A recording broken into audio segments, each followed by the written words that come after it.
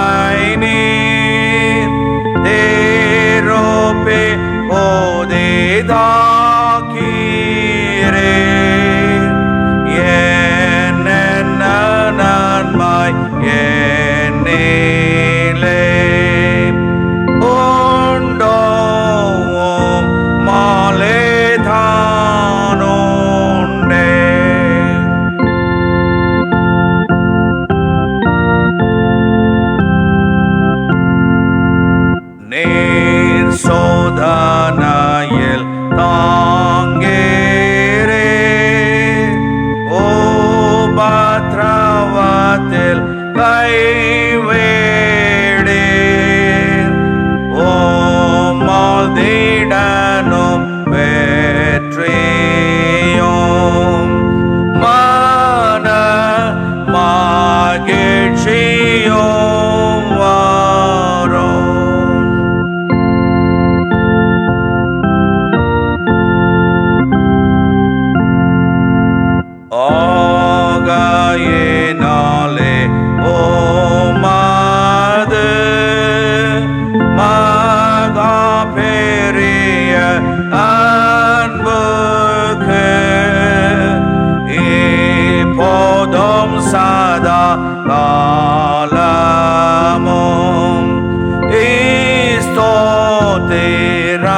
உண்டாகவும்.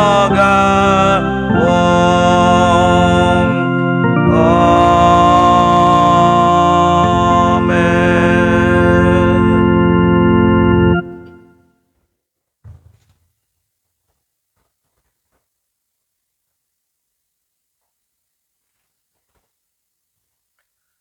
பாடுகளின் தாசனாம் இறைமைந்தன் இயேசு நாமத்தில் மீண்டுமாக அருமையான உடன் விசுவாச குடும்பங்களே, உங்களை சந்திப்பதில் மிகுந்த மகிழ்ச்சி அடைகின்றோம்.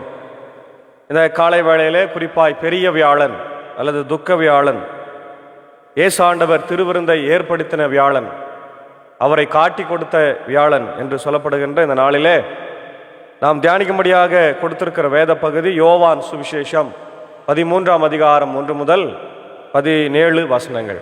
அன்பானவர்களே, நம் அனைவருக்கும் தெரிந்த ஒரு காரியம், பெரிய வியாழன் அன்று இயேசு ஆண்டவர் நமக்கு மிக முக்கியமான ராபோஜனத்தை ஏற்படுத்தினார். பஸ்கா பண்டிகையை கொண்டாட இஸ்ரவேல் மக்கள் எருசலேமிலே ஆயத்தமாக இருக்கிற போது அவர்கள் எல்லாரும் பஸ்காவை அனுசரிப்பார்கள். ஆக பஸ்காவை அனுசரிப்பதற்காக இயேசு ஆண்டவர் தம் சீடர்களிடம் ஒரு மேல் வீட்டு அறையை தயாராக வைத்து இருக்கும்படி சொல்லி அனுப்புகிறார். அவர்கள் போய் மேல் வீட்டு அறையை தயார் செய்கிறார்கள். அப்பங்களையும் திராட்சரசத்தையும் வாங்கி கொண்டு வந்து பஸ்காவை கொண்டாடும்படியான சூழ்நிலையை அங்கே உருவாக்கி வைக்கிறார்கள். அதுதான் இந்த பகுதியில் நம்ம பார்க்கிறோம். மாத்திரமல்ல, இயேசு ஆண்டவர் திருவிருந்தை ஏற்படுத்தி சீடர்களுடைய கால்களை கழுவின பின்பு யூதாஸ் ஸ்காரியோத் போய் 30 வெள்ளிக்காசுக்காக இயேசுவை கெத்செமனே தோட்டத்தில் அவர் முத்தமிட்டு காட்டி கொடுக்கிறதையும், அவர் கைது செய்யப்படுகிறதையும், அந்த இரவு முழுக்க அவர் அலைக்கழைக்கப்படுகிறதையும் நம்ம பார்க்கின்றோம். இந்த 13ஆம் அதிகாரத்தில் சொல்லப்பட்டிருக்கிற காரியங்களை நாம் பார்க்கலாம். பாஸ்கா விழா தொடங்கவிருந்தது. தாம் இவ்வுலகத்தை விட்டு தந்தையிடம் செல்வதற்கான நேரம் வந்துவிட்டது. அடிக்கடி இயேசாமி சொல்வார், இன்னும் எனக்கு நேரம் வரவில்லை. யோவான் சுவிசேஷத்தில் இது ரொம்ப ஒரு முக்கியமான ஒரு பகுதியாகும். த டைம், குரோனோஸ் என்று சொல்வார்கள் இல்லையா? டைம், நேரம் வந்துவிட்டது. இயேசு அதை அறிந்திருக்கிறார். உலகில் வாழ்ந்த தமக்குரியவர் மேல் அன்பு கொண்டிருந்த அவர் அவர்கள் மேல் இறுதி வரையும் அன்பு செலுத்தினார். இயேசுவை காட்டி கொடுக்கின்ற யூதாஸ் ஸ்காரியோத்து, சீமோனின் மகனாகிய யூதாஸ் ஸ்காரியோத்தின் உள்ளத்திலும் அந்த சிந்தனை எழுந்தது. பாருங்க, ஒருவேளை இன்னைக்கு யூதாஸ் ஸ்காரியோத்தை பற்றி தவறாக எண்ணினாலும் இது கடவுளுடைய சித்தமாகவே இருக்கிறது. யாராவது ஒருவர் இயேசுவை என்ன செய்யணும்? காட்டி கொடுத்தே ஆக வேண்டும். அதற்கு பிசாசுக்கு இணங்கி போய் அவனுடைய வலையிலே விழுந்தவன் சீடனாய் மாறிவிட்டான். ஒருவேளை சீடனாய் இல்லாமல் இருந்தால் நன்றாக இருந்திருக்குமே என்று நமக்கு தோணலாம். ஆனால் இயேசு ஆண்டவரோடு பயணித்த சீடர்களுள் சீமோனின் மகனாகிய யூதாஸ் ஸ்காரியோத் ஒரு வித்தியாசமானவன். அவன் ஒரு சுதந்திர போராளி, செலோத்தியன் என்கின்ற ஒரு குழுவிலிருந்து வந்தவர். இயேசு ஆண்டவர் வாழ்ந்த காலத்தில் நிறைய ஆன்மீக குழுக்களும் சுதந்திர அல்லது இந்த தீவிரவாத குழுக்களும் இருந்தது. அதில் பரிசேயர்கள், சதுசேயர்கள், வேதப்பாரர்கள், ஏரோதியர்கள், எசேனியர்கள் என்ற குழுக்கள் இருந்தது. அதே போல் இஸ்ரவேல் மக்கள் ரோமர்களிடத்தில் அவங்க சிக்கி இருந்ததுனால அந்த அரசியல் விடுதலை பெற வேண்டும் என்பதற்காக நிறைய குழுக்கள் இருந்தது. அதில் முக்கியமான ஒரு குழு ஜெலட்ஸ் என்று சொல்லப்படுகிறது. இந்த செலோத்தியர்களிலிருந்து வந்தவர் தான் யூதாஸ் ஸ்காரியோத். இவர் இயேசு ஆண்டவரை தலைவராக ஏற்றுக்கொண்டு எப்படியாவது அவர் இஸ்ரவேலை ரோமரிடத்திலிருந்து விடுதலை செய்து விடுவார் என்ற நோக்கத்தோடு அவர் இருந்தார். ஆனால் அவருடைய நோக்கம் நிறைவேறவில்லை. அதனால இயேசுவை காட்டி கொடுக்க வேண்டிய சூழ்நிலைக்கு அவர் பிசாசினாலே தள்ளப்படுகின்றார். தவறான ஒரு சிந்தனை, தவறான ஒரு எதிர்பார்ப்பினால அவருடைய இந்த சிந்தனை இப்படி இருந்ததாக நாம் பார்க்கிறோம். இப்போ இரவு உணவு வேளையில் தந்தை அனைத்தையும் தம் கையில் ஒப்படைத்துள்ளார் என்பதையும், தாம் கடவுளிடமிருந்து வந்தது போல அவரிடமே திரும்ப செல்ல வேண்டும் என்பதையும் இயேசு அறிந்திருந்தார் இல்லையா? திரும்பி ஆண்டவர் போற நேரம் வந்துவிட்டது என்பதை சீடர்களுக்கு சொல்லி கொண்டிருக்கிறார். இயேசு பந்திலிருந்து எழுந்து தம் மேல் உடையை கழற்றி வைத்துவிட்டு ஒரு துண்டை எடுத்து இடுப்பில் கட்டி கொண்டார். பின்னர் ஒரு குவளையில தண்ணீர் எடுத்து சீடர்களுடைய காலடிகளை கழுவி இடுப்பில் கட்டியிருந்த துண்டால் துடைக்க தொடங்கினார். பாருங்க, உலகத்தின் ராஜா, உலகத்தை படைத்தவர், சர்வ வல்லமையுள்ள தேவன். அவர் வார்த்தைக்கு கட்டுப்படாத யாருமே இல்லை, எதுவுமே இல்லை. எல்லாவற்றையும் கட்டுப்பாட்டில் வைத்திருக்கிறவர். அவர் தாழ்மையின் சின்னமாக எல்லாத்துக்கும் கீழே இறங்கி போய் சீடர்களுடைய, ஒரு சாதாரண அழிந்து போகக்கூடிய மனிதர்களுடைய கால்களை கழுவினார் என்றால் எந்த அளவிற்கு அவர் தன்னை தாழ்த்தினார் என்பதை சிந்தித்து பார்க்க வேண்டும். இன்றைக்கு நாம் நம்முடைய வாழ்க்கையில் நாம் எவ்வளோ பெரிய மக்களாக இருந்தாலும் நாம் தாழ்மை உள்ளவர்களாக இருக்க வேண்டும் என்பதை ஆண்டவர் மீண்டும் ஒரு முறை கூட இந்த பகுதியில் நமக்கு புரிய வைக்கிறார். அப்போது மரித்து போகக்கூடிய நிலையில்லாத மனிதர்களுடைய கால்களை இயேசு கழுவினார் என்று வேதம் சொல்லுகிறது. பின்னர் அவர் சீமோன் பேதுருவிடம் வந்தார். அவர், ஆண்டவரே, நீர் என் காலடிகளை கழுவக்கூடாது. எப்பவுமே சீமோன் பேதுரு கொஞ்சம் முந்திரி கொட்டைன்னு சொல்லுவாங்க எல்லாரும். ரொம்ப வேகமாக பேசிடுவார், ரொம்ப அவசரப்பட்டு பேசுவார். ஏசாமி கிட்ட அவர் சொல்கிறாரு, ஆண்டவரே, நீர் என் கால்களை கழுவ போகிறீர் என்று கேட்டார்.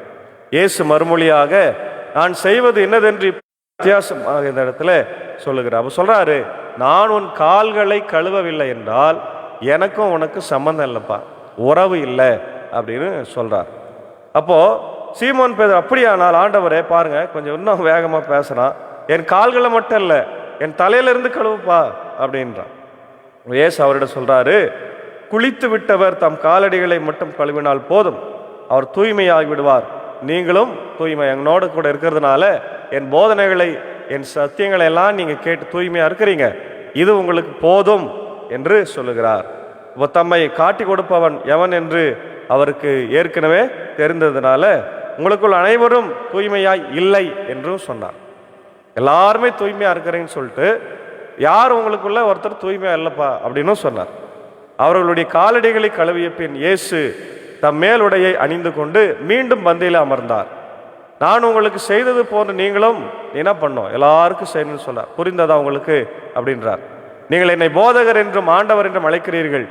நீங்கள் அவ்வாறு கூப்பிடுவது முறையே, என் போதகர் தான், ஆண்டவர் தான். ஆகவே ஆண்டவரும் போதகருமான நானே உங்கள் காலடிகளை கழுவினேன் என்றால் நீங்களும் ஒருவர் கால்களை கழுவ வேண்டும். நான் செய்தது போல நீங்களும் செய்யுமாறு நான் உங்களுக்கு முன்மாதிரி காட்டினேன்.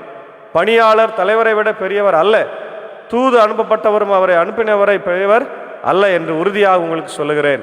இவற்றை நீங்கள் அறிந்து அதன்படி நடப்பீர்கள் என்றால் நீங்கள் பேறு பெற்றவர்கள் என்று சொல்லுகிறார். அன்பானவர்களே, இந்த பகுதியில் இயேசு ஆண்டவர் சீடர்களுடைய கால்களை கழுவுகிற நிகழ்வு மட்டுமே கொடுக்கப்பட்டிருக்கிறது. ஆனால் அதுக்கு அடுத்து திருவிருந்ததை அவர் ஏற்படுத்தினார் என்பதை பார்க்குறோம். அப்போ மிக முக்கியமாக யோவான் கவனம் செலுத்துகிறது என்னவென்றால், இயேசு ஆண்டவருடைய இந்த செயல்பாடு, அவருடைய தாழ்மையை மிக முக்கியமாக இந்த இடத்துல அவர் பதிவு செய்திருக்கிறார். மற்ற சுவிசேஷகர்கள் எல்லாமே இயேசு ஆண்டவருடைய திருவிருந்து ராபோஜனத்தை பதிவு செய்திருக்கிறார்கள். இப்போ ராபோஜனத்தில் என்ன நடக்குது, அவர் அப்பத்தை எடுக்கிறாரு, ஆசீர்வதிக்கிறார், அது பிட்டு சீடர்களுக்கு கொடுத்து இதை வாங்கி புசிங்கள், இது என்னுடைய சரீரம், புதிய உடன்படிக்கையினுடைய என்னுடைய சரீரம் என்று சொல்றார். அதே போல இதை பானம் பண்ணுங்கள், இது என்னுடைய ரத்தமாக இருக்கிறது, இதில் பானம் பண்ணவரும் நித்திய ஜீவன் உண்டு என்று சொல்லி இது புதிய உடன்படிக்கையின் ரத்தம் என்று சொல்லுகிறார். ஒவ்வொரு இதை நீங்கள் பானம் பண்ணும் போதெல்லாம் என்னை நினைவு கூறும்படி, என் மரணத்தையும் என் உயிர்த்தெழுதலையும் என் வருதலையும் நீங்கள் நினைவு கூறும்படி செய்யுங்கள் என்று சொல்லி அவங்களுக்கு கற்றுக் கொடுக்கிறதை நம்ம பார்க்குறோம். பிரியமானவர்களே, இந்த நாளில் நாம் திருவிருந்திற்கு ஆயத்தமாய் வருகிற போது இந்த தாழ்மையின் எண்ணத்தோடு வர வேண்டும். அதுதான் ரொம்ப ரொம்ப அவசியம். ஏன்னா ஆண்டவர் அதற்காக தான் இந்த பகுதியை நமக்கு கற்றுக் கொடுத்திருக்கிறார். தாழ்மையோடு வரணும், உண்மையுள்ள சிந்தனையோடு வரணும்.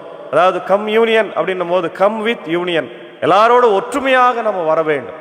ராபோஜனத்தில் நம்மை நாமே அர்ப்பணிக்க வேண்டும் இல்லையா? ஏன்னா அவருடைய ரத்தத்தை நமக்கு தந்திருக்கிறார், அவருடைய சரீரத்தை தந்திருக்கிறார். நமக்கு தெரியும் 39 கசையடைகளை அடித்து கிழித்து எரிகிற அவருடைய சரீரத்தை நமக்கு தருகிறார். அதிலிருந்து வருகிற தூய்மையான ரத்தத்தை நமக்கு தருகிறபடினாலே நாம் திருவிருந்தை அசட்டை பண்ணக்கூடாது. 1 கொரிந்தியர் 11ஆம் அதிகாரத்தில் பவுல் சொல்லுவார், திருவிருந்தை இயேசுவினுடைய பந்தியை அசட்டை பண்ணுகிறவன் அவன் நிறைய பேர் வியாதி வந்திருக்கிறது, நிறைய பேர் இறந்தே போயிருக்கிறாங்கன்னு சொல்லுவார். திருவிருந்தை யார் அசட்டை பண்ணினாலும் கடவுள் அதை, இயேசு ஆண்டவர் அதை பொறுத்து கொள்ளவே மாட்டார். ஏதோ ஒரு சும்மா சடங்குக்காக சாக்குக்காக கொடுக்கப்படுகிற அந்த திருவிருந்து நிகழ்வு அல்ல. அதை நம்ம தெளிவாக புரிந்து கொள்ள வேண்டும்.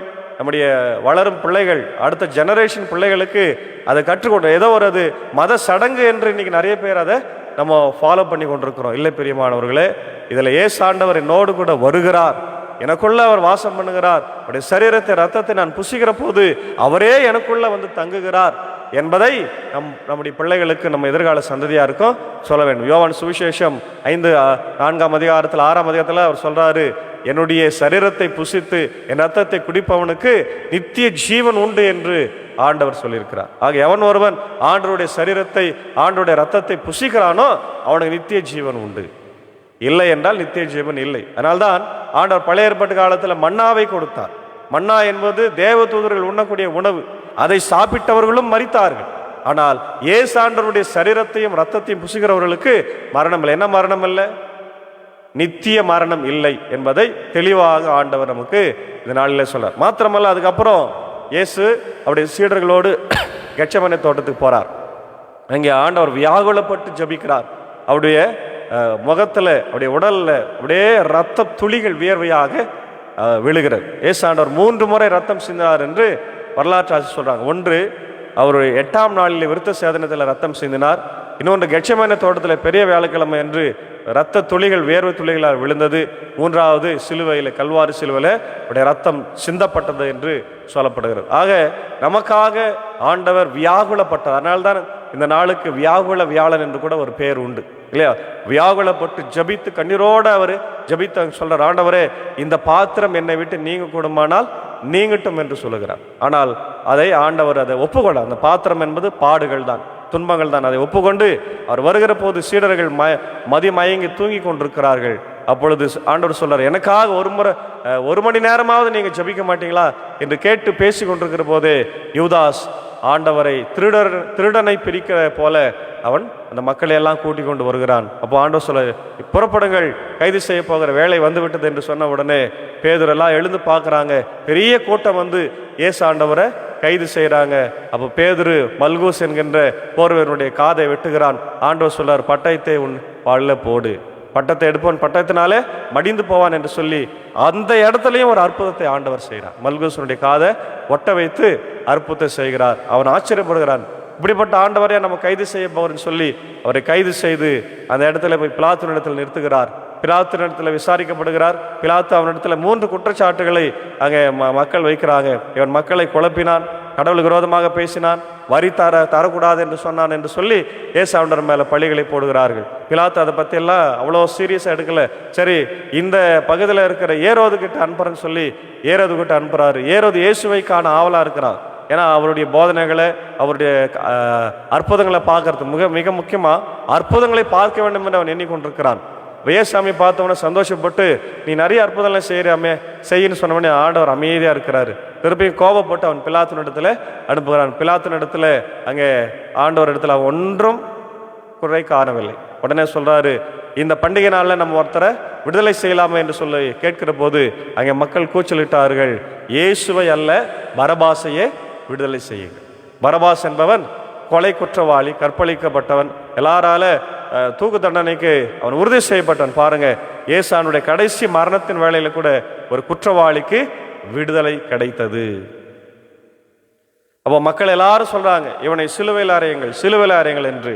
பிலாத்து கை கழுவி சொல்றாரு, இந்த பழி என் மேல அல்ல, உங்கள் மேல, உங்கள் பிள்ளைகள் மேல வரட்டும் என்று சொல்லிவிட்டு இயேசுவை சிலுவைக்கு ஒப்புடுகிறாங்க. அந்த இரவுல 39 கசையடிகளை அடித்து உடல் அந்த ரத்தம் பாய்ந்து ஓடுகிறது, சதைகள் பீந்து தொங்குகிறது. காலையில் 9 மணியில சிலுவை சுமந்து கொண்டு போகிறார்கள். போகிற வழியில் சிரேனிய ஊரனாகி சீமோன் என்பவன் இந்த சிலுவை சுமக்க கொஞ்சம் உதவி செய்யப்படுகிறான். போகிற வழியிலே இந்த வீதிகள் எல்லாம் எரிசில மக்களை பார்த்து கொண்டு போகிறார். அநேக பெண்கள், குழந்தைகள் அழுகிறார்கள். ஆண்டவர் சொல்றார், அம்மா எனக்காக அழாதீங்க, உங்களுக்காக, உங்கள் பிள்ளைகளுக்காக அழுங்க என்று சொல்கிறார். அப்படியே கடந்து சென்று கொல்கதா மலையில 9 மணிக்கு அவரை சிலுவையில் அறைகிறார்கள். இதுதான் நிகழ்வு. பிரியமானவர்கள், இந்த நிகழ்வை எல்லாம் நம்முடைய வாழ்க்கையில மீண்டும் ஒரு முறை சிந்தித்து பார்த்து, இவையெல்லாம் எனக்காக ஆண்டவர் இங்கே செய்திருக்கிறார், எனக்காக அவர் தன் வாழ்க்கையில பட்ட பாடுகள், துன்பங்கள் உண்டு என்பதை உணர்ந்து நாம் மனம் திரும்பி இந்த கல்வாரி காட்சியை கண்ட பின்னும் நாம் மனம் திரும்பாமல் போனால் உண்மையாகவே நாம் இந்த உலகத்துல சபிக்கப்பட்ட மக்களாய் மாறுவோமே தவிர வேற ஒன்றுமில்லை. ஆகவே மனம் திரும்புவோம், புது வாழ்வை பெறுவோம், ஆண்டவருடைய பாடுகளை சிந்திப்போம். கர்த்தர் நாளை நமக்கு ஆசீர்வத்து தருவாராக. ஆமென். ஜெபம் செய்வோம். பாடுகளின் தாசனே, சிலுவை நாயகனே, மீண்டுமாய் ஆண்டவரே, இந்த வியாகுல வியாழன், பாடுகளின் வியாழன், திருவிருந்தை ஏற்படுத்தின வியாழன் ஆண்டவரே, இந்த நாளுக்காக நன்றி சொல்லுகிறோம். நம்முடைய வாழ்க்கையில நாங்களும் தாழ்மையோடு இருக்க வேண்டும் என்பதை மிக அழகாய் எங்களுக்கு சொல்லி கொடுத்திருக்கிறேன். கடவுளும் ஆண்டவருமாய் போதகருமாய் இருக்கிற நானே உங்கள் கால்களை கழுவினேன் என்று சொன்னால் நீங்கள் எவ்வாறு இருக்க வேண்டும் என்று உங்களுக்கு புரிகிறதா என்று சொல்லி ஆண்டவர் நீர் அன்றைக்கு ஆண்டவரே நம்முடைய சீடர்களிடத்திலே கற்றுக் கொடுத்திருக்கிறேன். நாங்களும் கூட தாழ்மையோடு இருந்து ஆண்டவரே திருவிருந்திலே பங்கு பெற்று உடைய ரத்தத்தையும் சரீரத்தையும் புசித்து நித்திய ஜீவனை பெற்றுக்கொண்டு உடைய பாடுகளை நினைத்து சாட்சியை வாழ கிருபை தார். இதை பார்த்து கேட்டு பயன்பெறுகிற உலகத்தில் இருக்கிற எல்லா மக்களுக்காக நான் ஜெபிக்கிறோம். ஆண்டவரே, உம்மை அறிந்தவர்கள், உம்மை அறியாதவர்கள், உம்மை ஏற்றுக்கொண்டவர்கள், உம்மை ஏற்றுக்கொள்ளாதவர்கள் யாராயிருந்தாலும் இந்த பாடுகளின் ஆண்டவரே நாட்களில் வியாகுலின் வேளையில நீர் ஆண்டவர் எல்லாரையும் ஆசீர்வதிய ராஜா. கல்வாரி சிலுவின் ரத்தத்தில் சிந்தப்பட்டதுனால எல்லாருடைய பாவங்களை மன்னித்து புது வாழ்வை தேவன் தரட்டும். ஆண்டவர் யாருக்கெல்லாம் வியாதி, பலவீனங்கள், துன்பங்கள், ஆண்டவர் இக்கட்டுகள், ஆண்டவரை கட்டப்பட்டிருக்கிறார்கள் எல்லாருடைய வாழ்க்கையுடைய ரத்தத்தை ஊற்றி அவர்கள் விடுதலை தர வேண்டுமா ஜெபிக்கிறேன். இந்த காணொலி வழியாய் பார்க்கிற ஆண்டவரை கஷ்டப்பட்டு கொண்டிருக்கிற, துன்பப்பட்டிருக்கிற, துயரப்படுகிற, வேதனைப்படுகிற, வியாதியில் இருக்கிற, பிசாசின் அகோரப்படியில் இருக்கிற எல்லா மக்கள் மேலே ரத்தத்தை ஊற்றி கழுவி ஆண்டவரே புது பலனை, புது ஆசீர்வாதத்தை, புது விடுதலையை தேவன் நாளிலே தர வேண்டுமா நான் ஜெபிக்கிறோம். எங்களுக்காய் ஆண்டவரை கல்வாரி சிலுவையில சிந்தின ரத்தம் கொஞ்சம் அல்ல ஆண்டவர், எல்லா ரத்தத்தை சிந்தி ஆண்டவரை நீர் எங்களுக்காய் ஆண்டவரை மரித்தேரே, அதனால் நினைவு கூறும்படியாய் கர்த்தர் கிருபை தாரும். உலக மக்களுக்காக ஜெபிக்கிறோம். எங்கும் இறை அமைதி சமாதானத்தை தாரும். போர்களை நிறுத்தும்படியான சூழ்நிலைகளை உருவாக்கும். இயற்கை பேரிலிருந்து எங்களை காத்தருளும். உடைய தாய் திருநாடாக இந்திய தேசத்திற்காக ஜெபிக்கிறோம். எங்களை ஆட்சி செய்கிறவர்களுக்காக ஜெபிக்கிறோம். தேர்தலுக்காக ஜெபிக்கிறோம். ஆண்டவர் ஒவ்வொரு மாநிலத்திலும் அமைதி சமாதானம் பொங்கட்டும் ராஜா. நம்முடைய பாரத பிரதமருக்காக, ஜனாதிபதிக்காக, முதலமைச்சர், கவர்னருக்காக வேண்டிக் கொள்கிறோம். நாங்கள் சார்ந்திருக்கிற இந்திய சுவிசேஷல் உத்தரன் திருச்சபைக்காய், 3 சபை சங்கங்களுக்காய், போதகர்களுக்காய், ஊழியர்களுக்காக ஜெபிக்கிறோம். இந்த நாளில் உலகமெங்கு நடைபெறுகிற பெரியவையான் ஆராதனையும், நாளை தினத்தில் பெரிய வெள்ளி ஆராதனையும், ஈஸ்டர் ஆராதனை கர்த்தர் ஆசீர்வதியும் ராஜா. என் வழியாக நாங்கள் ஆசீர்வதிக்கப்பட, எங்கள் விசுவாசத்தை அறிக்கை செய்ய, ஆண்டவர் அநேக மக்களுக்கு சாட்சியாக இருக்க, சிலுவைக்கு சாட்சி பகர கிருபை தார். இந்த ஊழியத்தில் எங்களோடு இருக்கிற ஆண்டவருடைய மதிப்புக்குரிய அன்பர் சாருக்காக, அக்காவுக்காக, பிள்ளைகளுக்காக ஜெபிக்கிறோம். குறிப்பாக சாருக்காக ஜெபிக்கிறோம். இன்னும் அந்த பலவீனத்திலிருந்து முழுமையான விடுதலை அடைய முடியாமல் இருக்கிறார். கர்த்தாவின் கண்ணோக்கி பார். உடைய ரத்தத்தை சார் மேலே ஊற்றி ஆண்டவரே உடைய எல்லா பலவீனங்களையும் மாற்றி தொடர்ந்து உடைய ஊழியத்தையும் பணிகளையும் செய்ய அவரை பலப்படுத்தும். எடுத்துக்கொள்ளுகிற மருந்து மாத்திரைகள் வழியாக உடைய கிருபை தங்கிரட்டும். ஆண்டவர் மறுமுறை நாங்கள் பார்க்கிற போது கர்த்தர் விடுதலை தந்தார் என்று சாட்சி சொல்ல கிருபை தார். அக்காவியம் அன்பான ஆண்டவர் பிள்ளைகள் மார்த்தால் மரியாதையும் ஆசீர்வாதிங்க, பலப்படுத்துங்க. இந்த ஊழியத்தில் எங்களோடு இருக்கிற சாக்கோ சாருக்காக, ஆண்டவரை டீச்சருக்காக, ஆண்டவரோட ஜான்சன் சாருக்காக, குடும்பத்துக்காக ஜெபிக்கிறோம். ஆண்டவர் இசைவெளி பயணத்திலும் இந்த பிராட்காஸ்ட் உதவி செய்வதிலும் இந்த கிருபை அவளோடு கூட தங்கி இருக்கட்டும். அடியன் பணியாற்றுகிற வேலூர் கிறிஸ்து லுத்தரன் பேராலயத்திற்காய், குடும்பங்களுக்காய், பொறுப்பாளர்களுக்காய் ஜெபிக்கிறோம். இந்த நாளிலும் நாளை தினத்திலும் ஈஸ்டர் நடைபெறுகிற எல்லா ஆராதனை வேளையும் கர்த்தர் ஆசீர்வாதம். ஆண்டவர் சமாதானமாய் நாங்கள் பங்கு பெற்று உம்முடைய ஆண்டவரை ஆசீர்வாதத்தை பெற்றுக்கொள்ள கிருபை தாரும். இதனுடைய அருமையான கிராம திருச்சபைகள், ஆயர்கள், குடும்பங்கள், பொறுப்பாளர்களுக்காக ஜெபிக்கிறோம்.